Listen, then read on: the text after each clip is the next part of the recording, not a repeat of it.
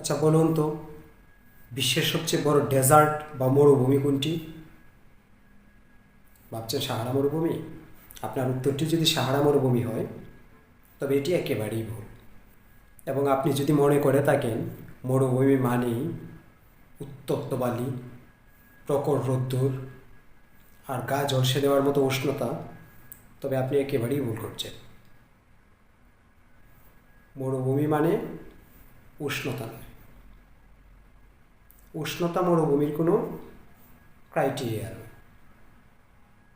মরুভূমি হচ্ছে সেটাই যেখানে বাৎসরিক 200 মিলিমিটারের কম বৃষ্টিপাত হয়, আবহাওয়া অত্যন্ত রুক্ষ ও শুষ্ক, এবং যেখানে জলীয় বাষ্প প্রায় নাই বললেই চলে,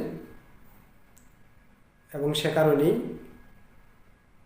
সেখানে কোনো উদ্ভিদ জন্মাতে পারে না। আর এইসব ক্রাইটেরিয়া নিয়ে বিশ্বের সবচেয়ে বড় মরুভূমি হচ্ছে অ্যান্টার্কটিকা। না, এটি আমার ভাষ্য নয়, অ্যান্টার্কটিকাই বিশ্বের সবচেয়ে বড় মরুভূমি। এবং দ্বিতীয় সর্ববৃহৎ মরুভূমিটি হচ্ছে আর্কটিক মরুভূমি, যদিও দুটোই মেরু মরুভূমি। আর সাহারা হচ্ছে বিশ্বের তৃতীয় বৃহৎ এবং সর্ববৃহৎ উষ্ণ মরুভূমি।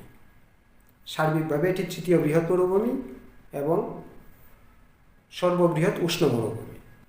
হ্যাঁ, ব্যাপারটি আপনি মানতে না চাইলেও ব্যাপারটি আসলে তাই।